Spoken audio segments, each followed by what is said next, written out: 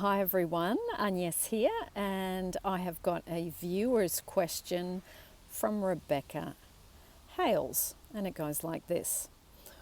What to do to maintain healthy relationships? I know the work is the same, but how to ignore anything unwanted while observing it in the relationship? So, Rebecca, good question. I'm going to give you 5 things that you can practice and work on. Okay?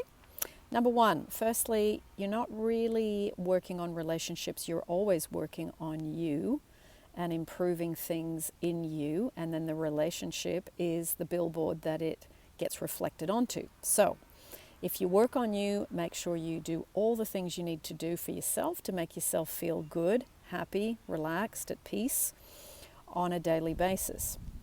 So, exercise, sleep, eat healthy food. Now, while I'm working with many of you, the diet seems to be a big thing that people are neglecting, eating a lot of processed food, and you cannot have a clear head if you're eating rubbish, okay? So work on improving your diet, eat things from nature, eat things that are alive, such as fruit, vegetables, the usual things. It's been said 1,000 times, but it's often an area that gets neglected.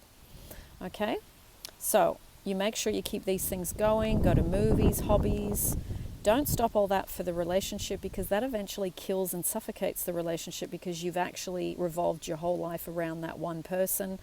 And that might be all well and good in the honeymoon phase, but I can tell you later on, it starts to get very suffocating. And what attracted the person to you was that you had a life. So keep it going, okay? Now, the second thing, if something is bugging you, then go inside and see what old familiar patterns you notice. Work on dissolving those, clear those, and I'm going to give you certain things that you can go and check out to do that. I've mentioned before the inner child meditation. There's mine. There's also the one by Dr. Hugh Len, which is about 16 minutes. I will put all the links to these down below for you to check out.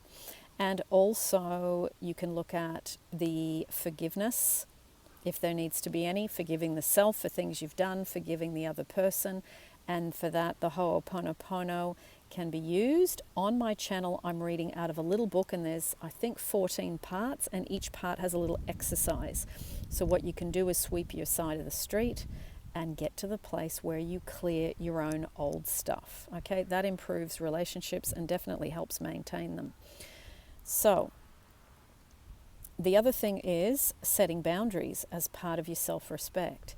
Sometimes things happen in relationships that are not acceptable, that are not okay.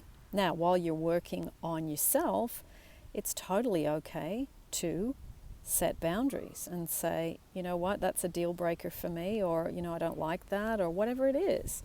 So you've got to work out what those things are for you, and different things for different people, okay? Number 3, meditation for living in the end, okay? Meditation for living in the end is solution of what you would like meditation. Okay, so you can do that on specific topics.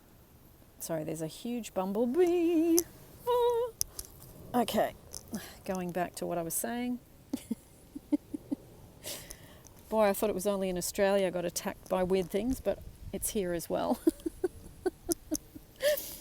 So, meditation for living in the end of what you prefer, okay? And then you do affirmations to support that as well, okay? So if you're having, say, an issue with someone being nasty to you and you're having arguments, then start using the affirmations. I love how kind they are. I love how we get on. I love how things are working out for us. I love how we just understand each other and things get better and better. Okay, so those types of affirmations, and then do meditations to live in the end of what you want as well. Okay, there is some general living in the end meditations, and there's some on specific subjects. I'll put those down below for you too. Number 4, write your present tense script. So whatever problem you've got, write a script that is exactly what you would like. So I'm happy and grateful now that, and you write it how you want. Now, you write your script once, takes about 20 minutes, 30 minutes, and then you read it again and again before you go to bed. Okay? So, number 5, gratitude. 20 things a day about the relationship that you appreciate. I think that is a really good way to keep bringing up the positive, keep looking at what's working. You know, I remember Abraham Hicks said once, if you've got 9 things going wrong and 1 thing going right, if you could keep your focus on the 1 thing that was going right, then the other things would drop away. So, but you've got to practice that. And to practice that, I think practicing gratitude on a regular basis, not just once in a while when you're not feeling good, but make it part of your daily routine. Okay?